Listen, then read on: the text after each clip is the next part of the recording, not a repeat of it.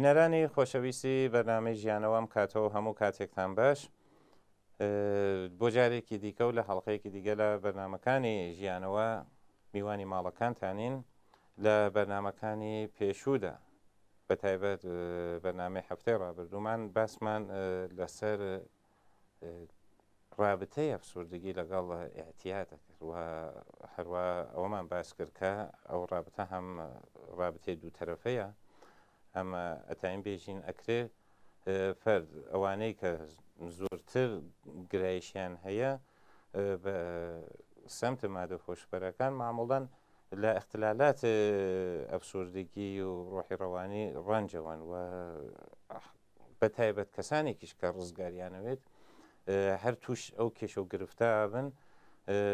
بۆیە گرینگە باسەکە لەسەرەوە ئەم هەفتەیشمان تەرخان کردە هەر بەو بابەتە کە درێژەی ئەو بەرنامە بێ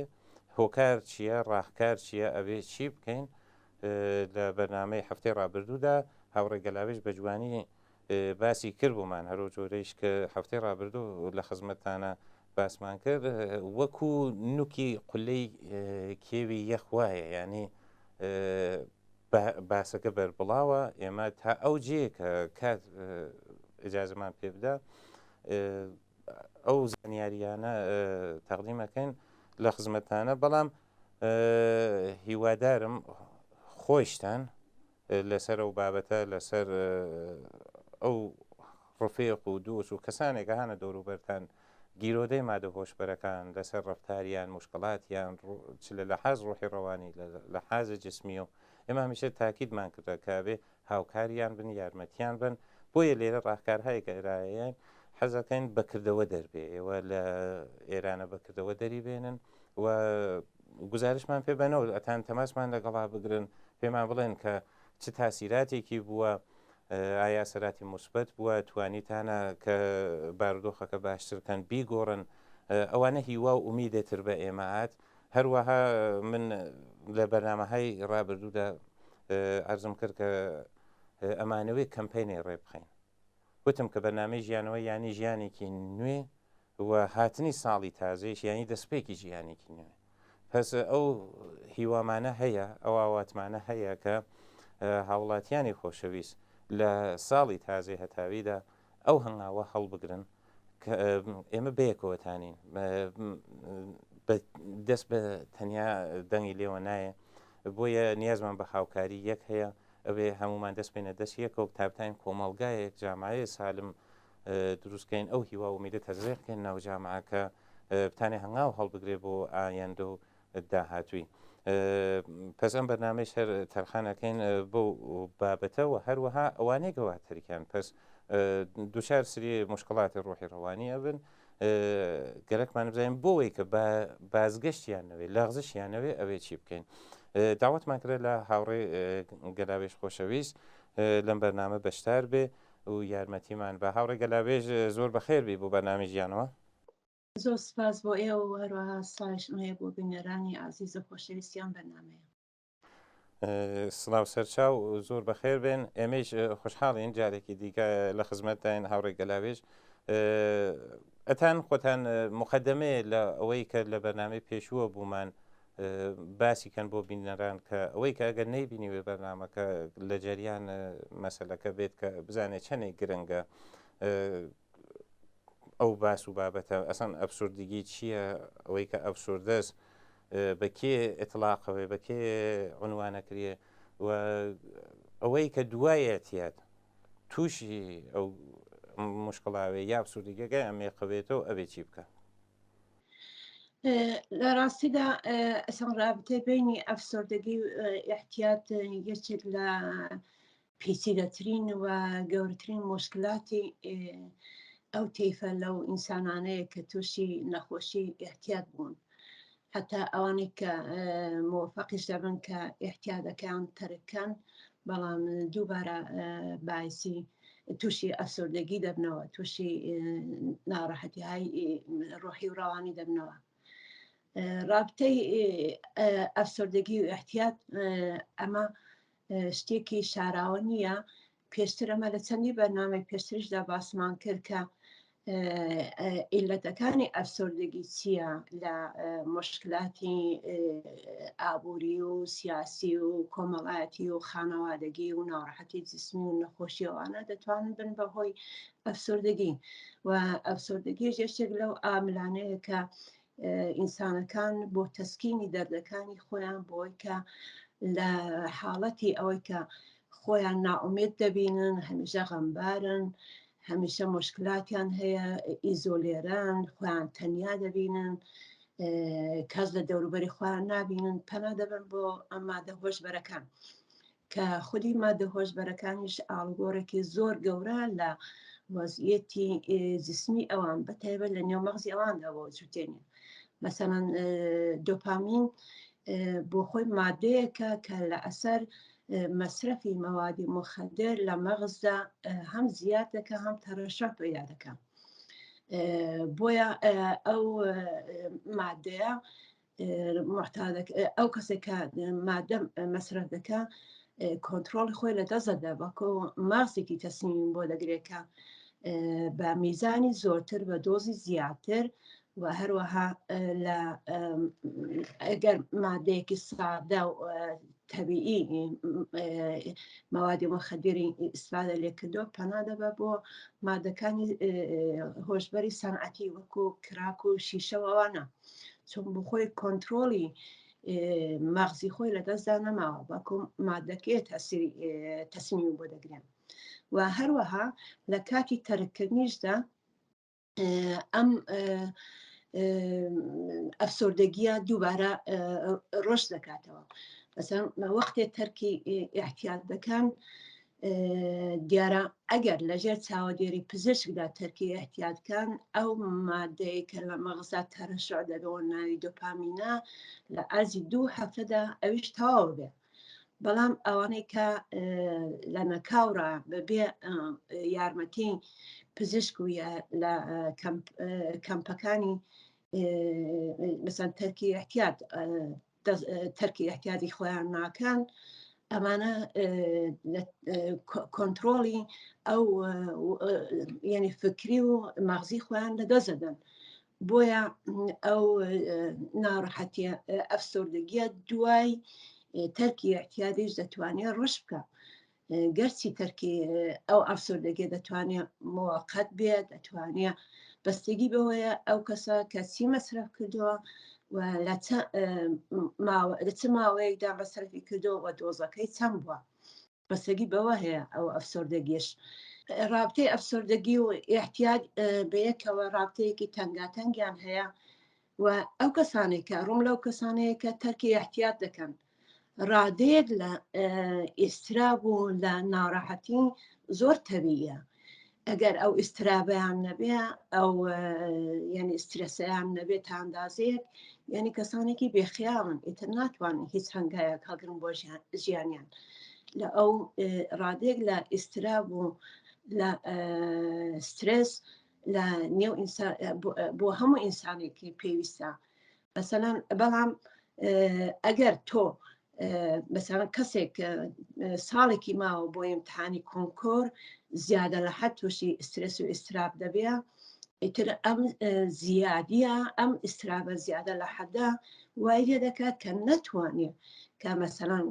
ئەو مادانێک کە دەبی بیخوێنی و خۆی بۆ ئامادە بکە ئەنجامی بدە و ئەوە دەتوانێت نامۆفەقی بکە. هەروەها بێخیاڵیش بەو ئەندازە مزێرە. مەسەڵەن کەسێک کە ئەمڕۆ باوکی لە دەستداوە مەسەڵەن خاکسپاری کراوە ناتوانێت ئەوەندە بێخیاڵ بێت کە بۆ شەوەکەی بچێتە لە جەژنێکی شادی و شاییدا شادی بکە. بەکو هەموو ئینسانێک احتیاجی بە بیرکردنەوەیە بۆ کە لە خەڵوەتی خۆیدا بێ بۆ کە بتوانێت لەگەڵ مشکلاتەکانی خۆی کەنار بێ بۆ کە ئیلەتی ناڕەحەتیەکان و ئیستراب و ئسترس و ئەفسەردەگی خۆی بناسیە. پێویستی بە فکرکردنەوە هەیە و ئەوەش دەتوانێت تا حەدێک کۆمەکی بکە. بەڵام هەروەکو ئاماژەم پێکرد بە تەنیا خۆی ناتوانێت موفق بێ و بۆیە پێویستە داوای یارمەتی بکە لە کەمپەکانی تەرکی احتیاط و هەروەها لە دکتۆر و لە ڕەوانشناس و هەروەها لە خانەوادەی مثلەن زمانێک کە مەسەن نەخۆشەکە لە لای دکتۆرن لە بیمارستان سەمزدایی دەکریا دوای 2 هەفتە ئەو حاڵەتی دۆپامینیشی دەگەڕێتەوە سەر حاڵەتی عادی خۆی ینی ئەم جارەکانە دەتوانێت باشتر بیر بکاتەوە مادەکە نییە تەسمیمی بۆ بگرێن بەکو بۆ خۆی دەبێت دەکەوێتە حاڵەتێک کە دەتوانێت بۆ خۆی تەسمیم بۆ خۆی بگرێ ئەمەش دەتوانێت ئەنگیزەیەک بێ دەتوانێت نقطە قووەتێک بێ دەتوانێت ئومید بەخش بێ کە بۆ خۆی لە شەرایطێکدایە کە زاڵ بۆ بەسەر نەخۆشیەکەیدا ئیتر ماواد نییە تەسمیمی بۆ دەگرێ و ژیانی لێوێرانکە بەکو بۆ خۆی ژیانی خۆی بۆ ژیانی خۆی تەسمیم بگرێ و هەروەها مادەکە بنێرێتە کەنارەوە بەڵام دیارە دەبێت لەژێر چاودێری دکتۆردا بێ ئەفسردگی دوای احتیاط دەتوانێت ئەتا 2 ساڵ هەتا زیاترش ئیدامەی بێ بەڵام ئەوە زۆر مهمە کە ئەوەڵان ئەو کەسێک کە تەرکی احتیاط دەکات دەبێ وشیاری و ئاگایی کامیلی بێ لەسەر مەوادی مخدر بە تۆری کولی لەسەر احتیاط و لەسەر ئەوارزی احتیاط و هەروەها ئاگایشی هەبێ لەسەرەوە کە تەرکی احتیاط دەتوانێت تاماوەیەک تاثیراتی منفی بێ وەکو تووشی ئەفسردگی بێ حتا 2 ساڵش بەڵام ئەوەی لەبیر نەچێتەوە کە ئەم ناڕەحەتیانی دوای احتیاط دەتوانێت موقەتە یعنی گوزەرایە بە شەرتی ئاگا بێ بەسەرەوە ئیتر بە بڕوای من گەڕانەوەی دووبارەی بۆ سەر مادە هۆشبەرەکان کەمتر دەبێتەوە بەڵام ئەگەر ئەو ئاگاهی نەبێ و ئەو کۆمەگەی لەلایەن پزیشک و پسپۆر و لەلایەن خانەوادە و کۆمەلگاوە پێ نەکرێ گەڕانەوەی دووبارە بۆ سەر مادە هۆشبەرەکان زۆر حاسانە و خەتەری ئەوەی هەیە زۆرش مهمە کە ئەو کەسانی کە تەرکی احتیاط دەکەن ئەلایمەکانی ئەفسردگی بۆ خۆیان بیناسن کە ئیتر نیگەران نەبن کە ئیتر ئەمە نەخۆشیێکی کوشندەیە و تازە قابلی عیلاج نییە و چاک نابنەوە هەتا ئەبەت هەروە دەبن مەسەن ئیستراب و بێقەراری و پەرشان حاڵیان هەیە تا ئەندازەیەک ناومیدی و ئێحساسی کەمبود و ئەو کە ئینسانهایەکی مفینینە لە کۆمەلگادا ئێحساسی گوناه دەکەن ئێحساسی شکست دەکەن ئێحساسی بێئەرزشی و بێدەرەتانی دەکەن کە مدام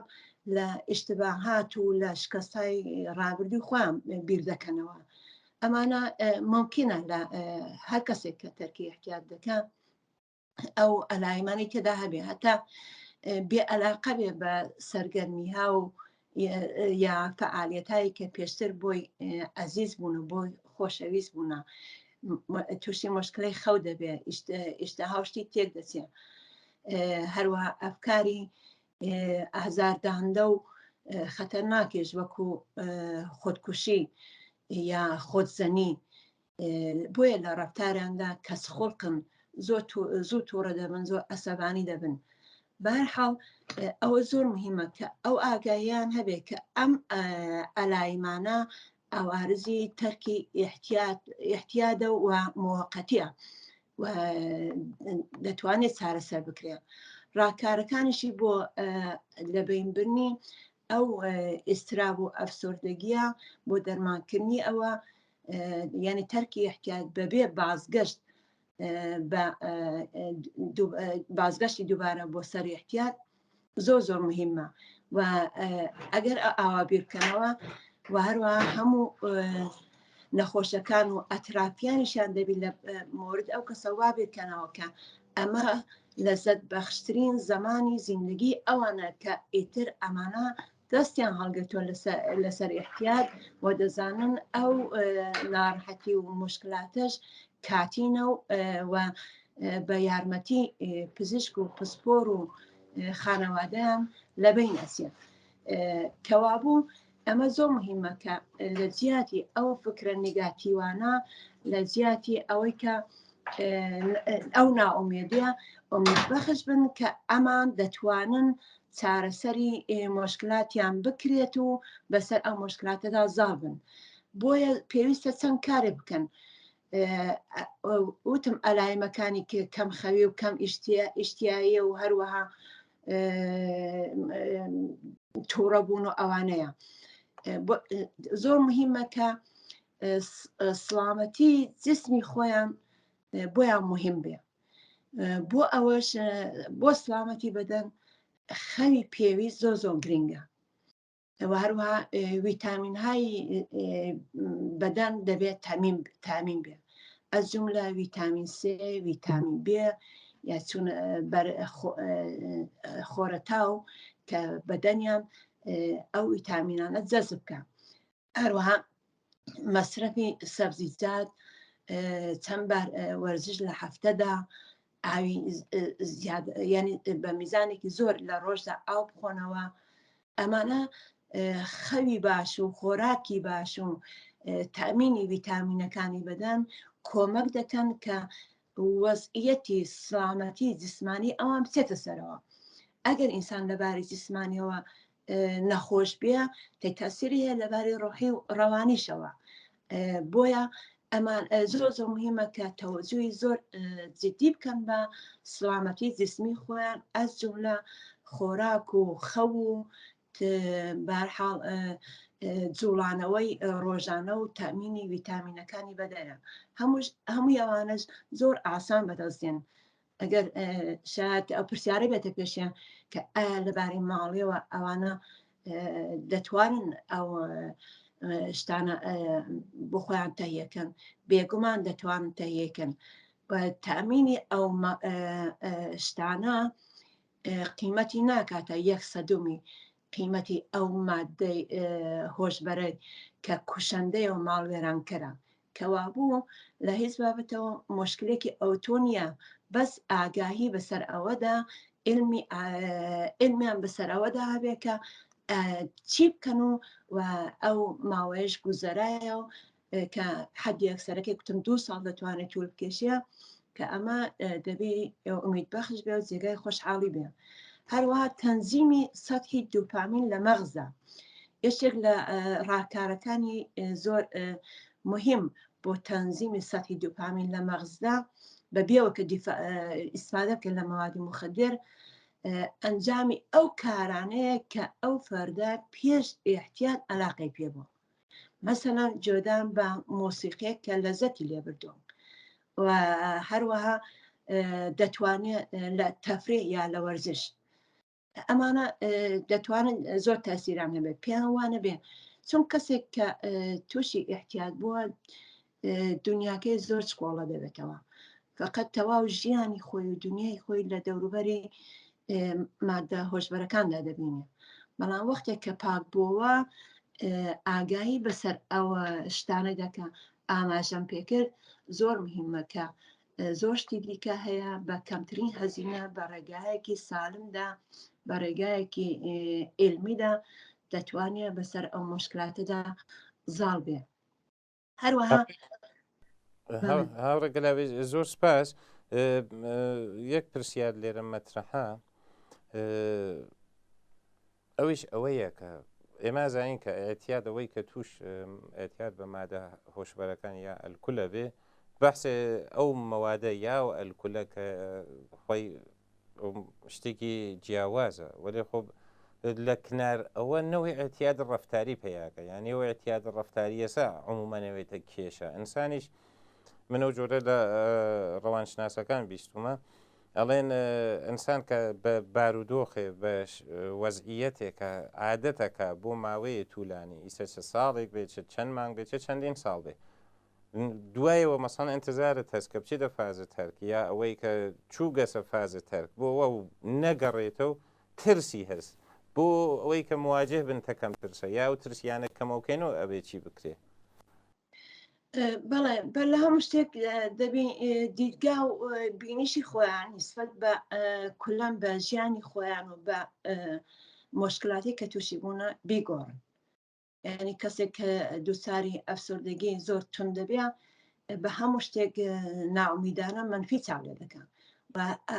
هەمیشە خۆشی مقەسری ئەو ئیتفاقاتە کە مەسەڵەن دڵتەزیان بوونە ئەو ئیتفاقاتێکە ژیانی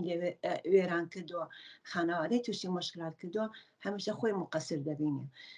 دلیلی شەوەیە کە ئەم وەزیەتە ینی احتیاط وەکو نەخۆشێک چاوی لێ ناکرێن وەکو هەموو شتێک بە ینی دەڵێ ئەمە شانسی منە ئەوە شانس قەزا و قەدەرە ئەمە تووشی ئەو بوومە و تازە هەروە دەبم و تازە چاک نابم مادام کە ئەو بینیشە و ئەو دیدگا و نگەرشی نسبەت بە ژیان و مادە هۆشبەرەکان بگۆدرێ هەروە نسبەت بەخۆشی هەروە ئومیدەوارانە چاولەوە بکە کە ئەمەش کاتیە و دەگوزەریە دەتوانێت کۆمەکی بکە کە احتماد بە نەفسی وەدەست بێتەوە یعنی خۆی ئەحساسی ئەوە بکە کە ئینسانێکە توانایە ئینسانێکە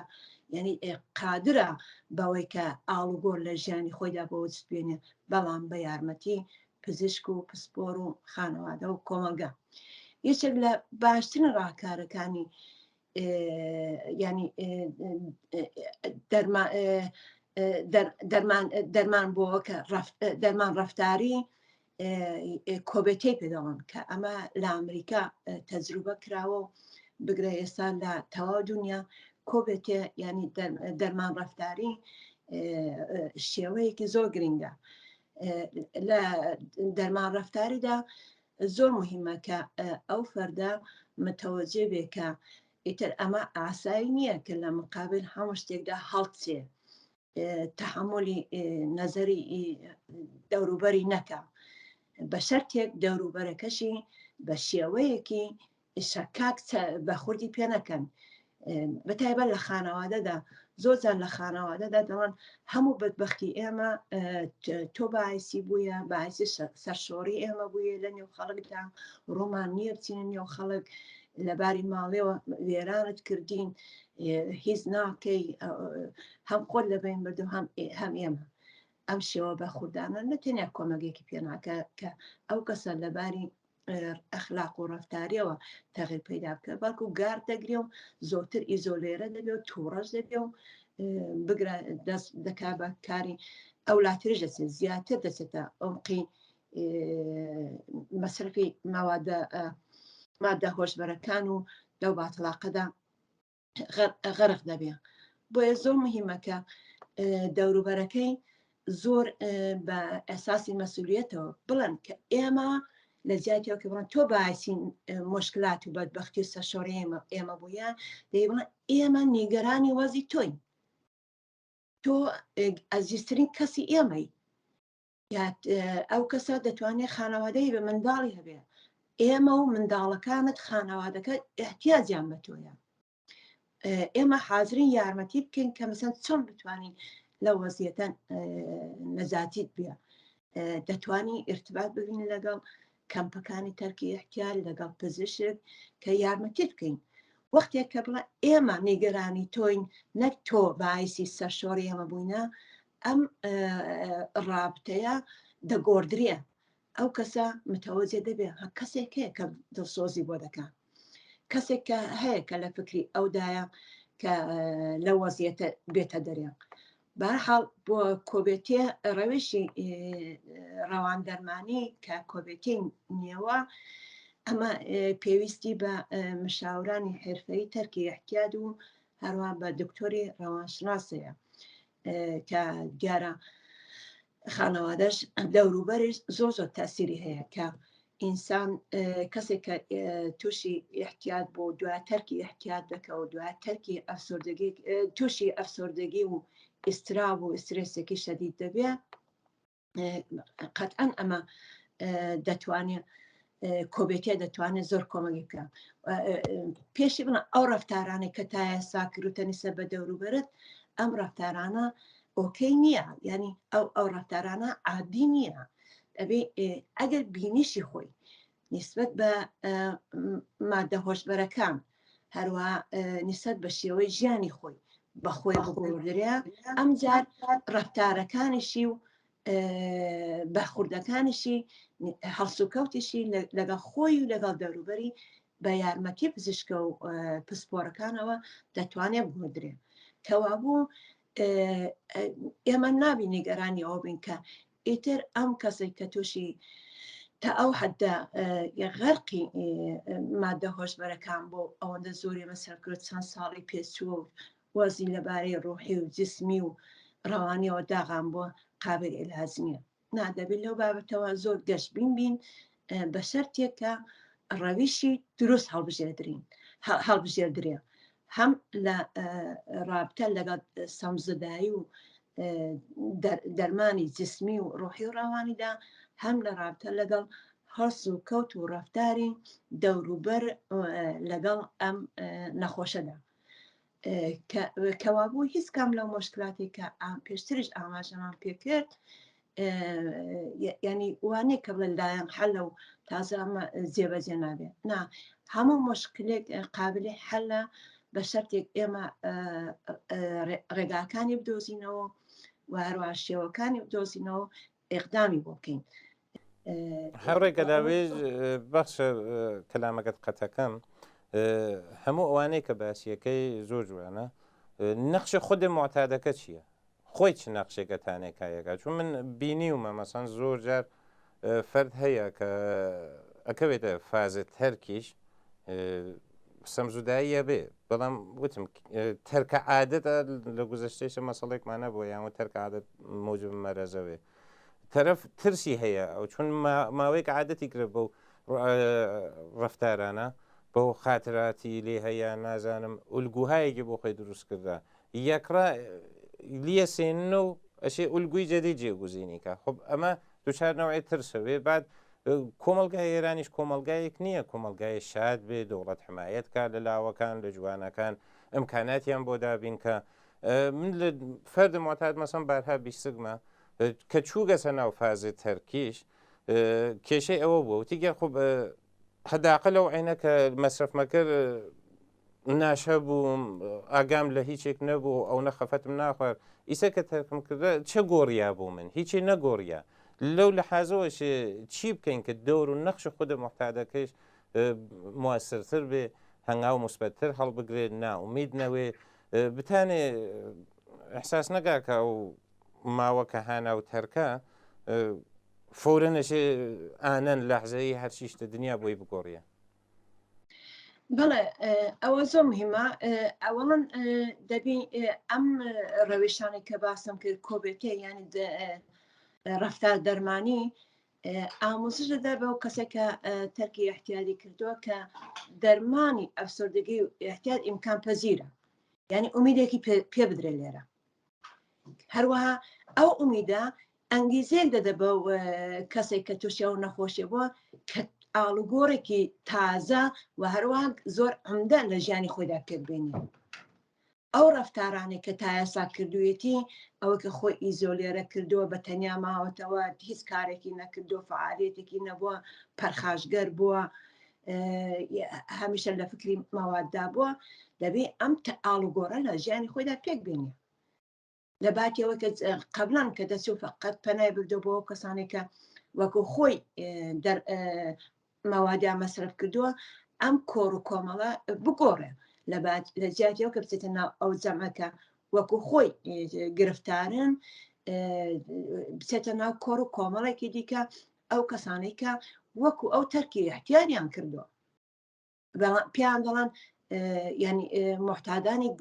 گومنام کەسانێکی هیچ ناو نیشانێکیان نییە بەڵام موفەقیش بوون کە ساڵهای ساڵە پاکن و ژیانێکی ئاسایان دەست پێکردێتەوە من بۆ خۆم کە لێرە کارم کردەوە کەسانێکی زۆر بوونەکە ساڵهای ساڵ تەرکی احتیاجیان کردووە بەڵام جەلەساتێکیان هەبووە هەفتە یەک جارە من نەخۆشەکانی خۆمان بردو بۆ لایەوان جەلەسەیان بووە هەفتەی جاریوا بە 2 جار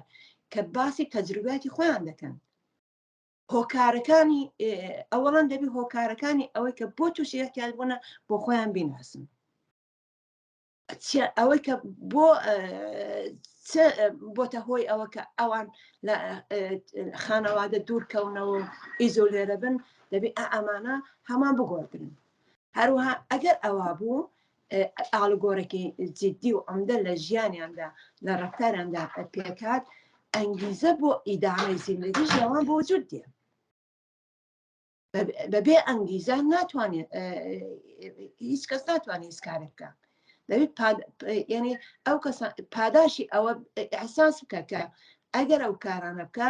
دەتوانێت هەم ئەو شتانێکە لە دەستی داوە گەرچی لەباری مەسەلەی ماڵێکە شتێکی ئەجایب نییە،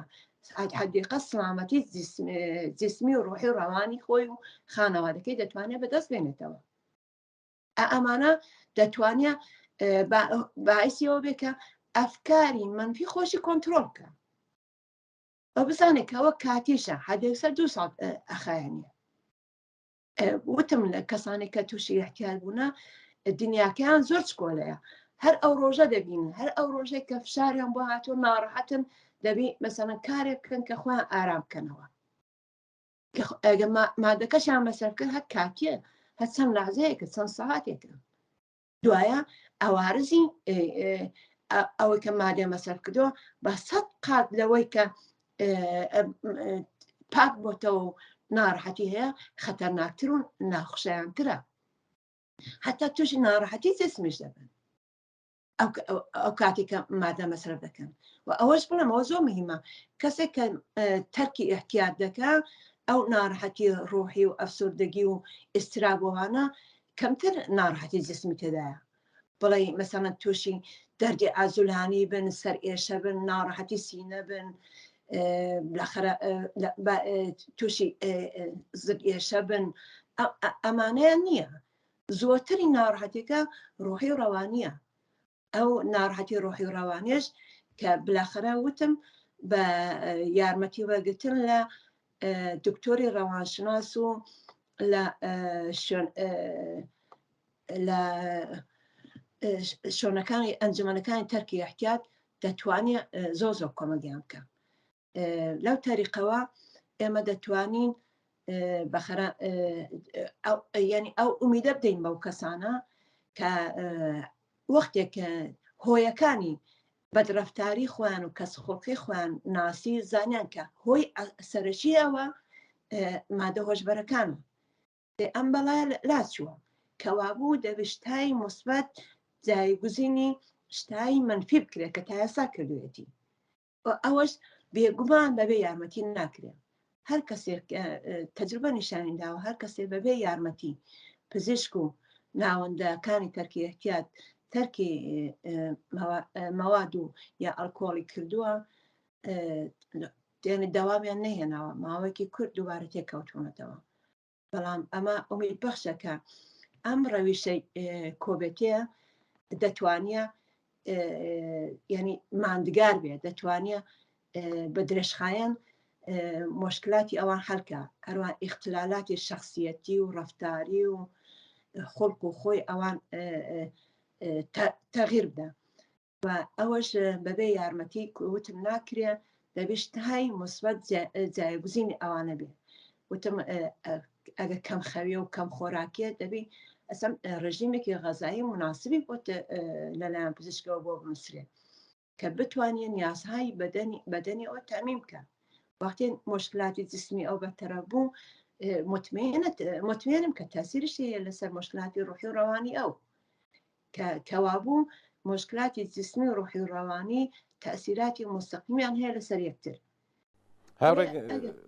هاوڕێگە داوێ زۆر سپاس. مەسەلا وەسا بە نوکتەی زۆر جوان ئشارەت کرد. حەزەکەم وەک دوایین پرسیارم ئاخرین پرسیارم خۆشتان جەخکەنەوە لەسەرەوە. زۆر مهمە چون فەرد هەرە جۆرە کە باسان کرد فەرد دوچار ئەنزەواوێ لەو ماوەی کە توش ئێتیادە منزەویە لە جەمعەکان دوورە. بەڵام کاتێک کە ئەچێتە فازت هەرک و پاکسازی لەواقع بازگەشت دووبارەیە بۆ ناو کۆمەڵگا بۆ ناو جەم ئیسەچە بنەماڵی بێچە دۆستان و ڕفەی قۆمانە بێچە خودی جامە بەستەرە جامە بێ و ئەو تاکیدە کە جنابەت دەیکەی لەسەر ئەوەی کە حتمما سەردان ئەنجومەنەکان کە یعنی هەم دانی ڕەوانکا و ڕەوانشناسێ پێویستە کە ڕاهکاری پێ بە هدایەتی کە لەو ناومید یەزەختە دەری بێرێ لەو بێهیواییە بۆ ژیان هەیەتی بێتە دەرەوە و تەبعەتەن کەسێک کە ئومید پێیاکە ئەنگیزە پێیاکە ئەهەمێت بە جسمیشی یا بە ڕۆحیشی هات بۆیە حەزەکەم خۆتان دووبارە تاکیدکەنەوە لەسەرەوە چەنێ مؤەسرە و چەندێ تاغیرات و گۆڕانکاری ایجادەکە کە فرد منێڵن هەتا دوایەوە هینە تەنیا بمێنێ لە جەمگەل مختلفە ئیسە لە بەرنمەکان پێشویشە باسمان لێوە کرد مەسان جنابێت ئاماژەت بە گروی کوونەوەردی کرد بە گروهای ژینگە پارێز کرد حمایەت لە کودەکانە کار کرد ئەوانە چ ئەسەراتێ مفیدەتان دابنن لەسەر ئەو فەردەکە بتانێ خۆیشی خۆی تەقویەت کا ڕۆحیاتی ڕۆحیە مبارزاتی بێ کە بتانێ ئدامە با بۆ ڕێگە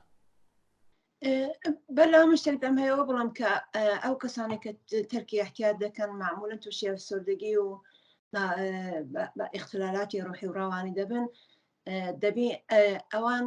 ئەو اطلاعاتیان بێ ئەو دانشیان بێ و ئاگاهیان بێ کە ئەمە تەبیعیە دوای تەرکی احتیاط تووشی ئەم وەزیەتە دەبن و ئەوە زۆر مهمە بزانن کە ئەمە کاتیە و یەن دەوزەرێ کەوابوو دەبێ ئاگیان لە خۆیان بێ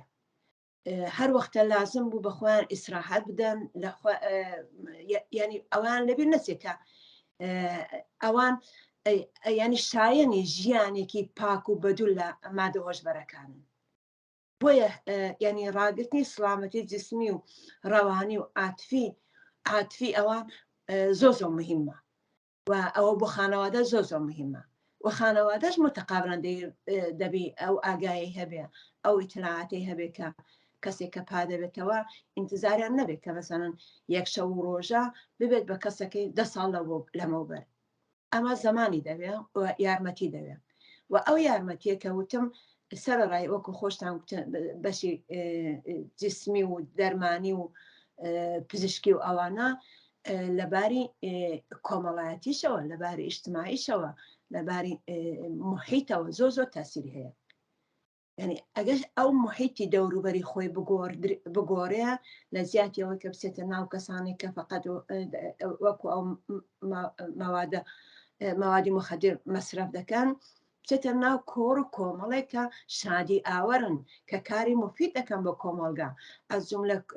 ژینگە پارێزان یا کوهنەوەردی یا مەسەرن مەلەکردن یا حتا ڕۆژە چەند جارێک دوو جار بچێتە دەرێ قەدەم نەدە لەبە خۆرتا لە نێو تەبیعەتدا لە نێو گوڵ و گوڵزاردا ئەمانە شتایەکن کە هیچ خەرجێکی تێناچێت فقط ئاگاهی دەتوانێت ڕەمزی سەرکەوتنی ئەوان وەزاڵبوونی ئەوان بەسەر ئەو وەزیەتەدا بێت هەروەها زۆر مهمە کە ئاگایان لە خۆیان بێ ئەگەر تووشی مۆشکلاتێکیش بوون ناڕەحەتێکیشان بۆ هاتە پێشە نەترسن لەوە کە دەگەڵ کەسێکی نزیکی خۆیان خانەوادەیان یا دۆستێکی سەمیمی خۆیان باسی بکەن و نیگەرانیەوە نەبن ئەگەر ئەوان باسی مشکلاتێکیان کرد ئیدی ئەو خانەوادەی دووری لێ دەکەن یا ڕفێقەکەی دووری لێ دەکە یا بەرچەسبێکی لێدەن ئەوە هەمان فلانە کەسە کە چەند ساڵەوە پێشوا بوو من باوەڕ بەوەی کە کەسێک ئاگایی هەبێ بەسەر وەزیەتەدا بە دڵێکی زۆر گەورە و ئاوەڵاوە دەتوانێت جۆبیسی دەرد و مشکلاتی ئەو کەسانە بێ و یارمەتیشی بکە من بەڵێ ئەوەکو جەناب ئاماژە پێکرد ئەو کەسانی کە تەرکی احتیاط دەکەن ئەترسن کە بچنە ناو جەمە ئەترسن کە دەم باس بکەن ئەترسن کە قسە بکەن نەکا بەرچەسبێکیان لێبدەن نەکا تاقیریان بکەن بۆیە ئەم ینی کۆبێتیە هەروەها گۆڕینی ئاڵگۆڕی لە شێوەی ژیان و محیتی ژیان تەنیا بۆیە بە تەنیا بەو کەسێکە تووشی ئەو نەخۆشی بووە ناتوانێت موفق بێ دەوروبەرەکەشی زۆر مهمن کە ڕوانگەی خۆیان ینی بینیشی خۆیان نسبەت بەو کەسانە بگۆڕن کە ئەم کەسانە ینی زاتن ئاوە لەدایک نەبوونە بەکو فشاری ژیان و کۆمەلگا و دەوڵەت و بەدبەختی و مەحرومیەت و سەرکوت و گرانی و بێکاری و فەقیری و هەژاری و بەدبەختی تووشی ئەو موسیبەتەی کردووە کەوابوو ئەگەر بینیشمان یعنی ڕوانگەمان لەسەر احتیاط گۆڕدرا ڕفتارشمان لەسەر احتیاط دەگۆڕدرێ چه ئەو کەسەی خۆی تووشی احتیاط بووە چه وەکو خانەوادەی چه وەکو کۆمەلگا ئەمە وەکو ئینسان هەیەک چاولەوانە بکەین کە وەکو هەر تاکە کەسێکی دیکە ئەوانە شایەنی ژیانێکی بەبێ مادە هۆشبەرەکان ئەوانە شایەنی ژیانێکی ئارام و ئاسوودە و پڕ لە شادینە بۆیە دەستی یارمەتی مەسەن ئێمە دەست یارمەتی درێژ دەکەین بۆ تاکە ئەفرادی کۆمەلگا کە یارمەتی ئەو کەسانە بکەن کە تەرگیان نەکەن کە بەرچەسپیان لێ نەدەن کە پیاوانە بیکەوانە ئینسانێک زاتن خراپن ئەمانە ئینسانهایەکی زاتن زۆر ئینسانی چاکن بەڵام فشاری ژیان مشکلاتی ژیان و کۆمەلگا وای لێکردن کە تووشی ئەو بەدبەختەی کردن و ئەوەش وەکو پێشترش لە بەرنامەکانی ترشدا ئاماژەمان پێکرد ئەمە مشکلێکی تاکە کەسی و فەرد نییە بەڵکو مشکلێکی کۆمەلگایە بۆیە ئەو کەسانش کە تەرکی احتیاج دەکەن ناوی بترسنەوەی کە داوای یارمەتی بکەن لە دەوروبەریان بستە ناو کۆڕ و کۆمەڵی دەوروبەریان قسە بکەن نیگەرانیەوە نەبن کە مەسەن قسەکەیان یا پرسیارەکەیان چەندە دەتوانێت باش بێت چەندە دەتوانێت خراپ بێت هیچ پرسیارێک خراپ نییە بەڵکو دەبێت جوابی خۆشیەوە بگرێتەوە جوابی درستیشەوە بگرێتەوە لە کۆمەلگا ئێمەش دەبێت بە دڵسۆزی هەمجۆ بۆ دەرد و مشکلاتیوانە ڕابگرین هەم لە حەدی تواناییماندا ئەگەر نەتوانین یارمەتێکی ڕاستە و خۆش بکەین حەدیقل ڕێنوێنیان بکەین کە ئەم مشکلاتە قابلی حەلە ئەمە گوزەرایە کاتیە باوەڕ بەخۆیان تێدا زیندوو بکەینەوە هەروەها ئەمانە دەتوانن زۆر کۆمەک بکەن کە دەرسەدی ئەو کەسانێک کە تەرکی احتیاجیان کردو و دووبارە تێبکەنەوە کەمی کەینەوە بەڵام ئەگەر ئەو کارانە نەکرێ بەداخەوە دەرسەدی ئەو کەسانی کە دووبارە پەنا دەبەنەوە بۆ مادە هۆشبەرەکان بۆی کە تەسکینی خۆیان بدەن زۆرتر دەبێت بۆیە کۆبێتیە ینی ڕەفتار دەرمانی زۆر گرنگە و ئەو کەسانە ئەگە ئاموزش برن بەو مێتۆدە بەو ڕەوێشە قەتعاً دەتوانێت نەتیجەی مثبەتی زۆری بێ و هەروەها شانسی ئەوە زۆرترەکە بتوانن زاڵ بن بەسەر ئەو ناڕەحەتی ڕۆحی و ڕەوانی کە ئێستا دوای تەرکی احتیاج بۆ ماوەیەکی کاتی شاریان بۆ دێنێ فقط ئاگاهیە کە دەتوانێت ئازارەکانیان کەم کاتەوە و دەتوانێت بۆچوونیان کولەن بە ژیان بە کار بە کۆمەلگا بگۆڕدرێ و ئەوە کاری دەسەد جەمعی و یارمەتی دەسەد جەمعی پێویستە و ئێمەش هەر لەو بەرنامەیەوە بەو عازیزانە دەڵێن کە ئاگاتان لە خۆتان بێ مەترسن لە مشکلاتێک کە هەتانە لەگەڵ دەوروبەرتان باسی بکەن بە نامە و بە تەلەفۆن دەتوانن بۆ ئێمە بنێرن و ئەوە دەتوانێت زۆر کۆمەک کە ئێمە بتوانین لەسەر ئەم مشکلاتە بەوردی قسە بکەین کە بتوانێت کۆمەکی دانەدانە لەو ئازیزانە بکە بۆی کە کۆمەلگا بەرە کۆمەلگایەکی سالم بەرە کۆمەلگایەکی بە دوور لەو مسیبەتە ماڵوێران کەرە بچێ بۆی کە بتوانێت دنیایەکی ئاسوودەتر بۆ خۆی دابین بکە و ئەوەش قەتعاً هاوکاری و هاوسۆزی و ینی خەباتێکی دەستە جەمعی پێویستە کە وجودی تاکە لەو ئینسانانە زۆر گرنگە و وەزیەتی ئەوان مشکلاتی ئەوان کولی کۆمەلگایان نەگی تاکە فەردەکە و یان خانەوادەکە. زۆر سپاس هاوڕێ گەلاوێژ بەڕاستی جوان بوو تەوزیحاتەکان و ئێوەش هیوادارین و ئەو زمینەش فراهەمە ئەو هاوڵاتیان ئەتان لەم ماوەیش زۆر کەسمان بووە من پەیوەندیان لەگەڵمانگرتە پەیامیان نردووە یا گایان دویانە بە کەسانێتر ئێمە ئەو کەمپینمانە دەست پێ کردە ئێستایش لە ناو کۆمەلگا خەریکە ئەچێت ڕێگە و بۆیە ئەو دەرخاستمانە هەست کە ئێوە هەنگاو هەڵەگرن ئێمەش هیوا و ئومێد و ئاواتەکانمان ئەڕواتە سەرەوە بە ئرادەمان بەهێزترەوەی کە بە ئرادەیە بەهێزترەوە ئەو کارە ئدامە بینم بەنامە ئدامە بین هەنگاوەکە موسبەتە کارەکە موسبەتە ڕوانگەکە موسبەتە ئێمە داهاتویە گەشە بینین بۆ کۆمەلگا ئەوە نییە کە فقط بەشکڵ تۆری بێ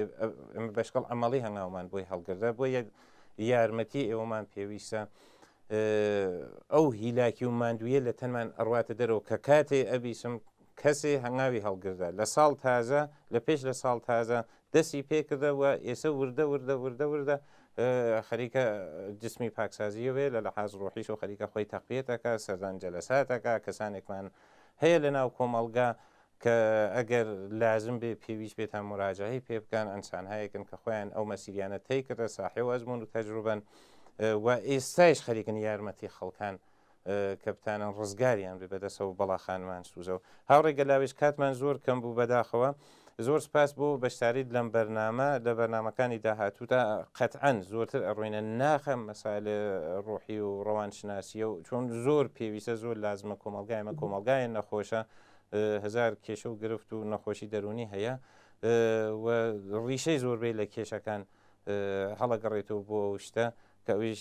نەشئەت لە بارودۆخێکە کە ڕژیمی جنایەتکاری کۆماری ئیسلامی سەپاندیە بەسەر کۆمەڵگای ئێرانە زۆر سپاس دەکەم بۆ بەشداری لەم بەرنامە ماندوو نەبن بینەرانی خۆشەویستی بەرنامەی ژیانەوە تا بەرنامەیەکی داهاتوو هەفتەی داهاتوو هەموو کاتێکتان بەخۆشی و سەربەرزی بژین.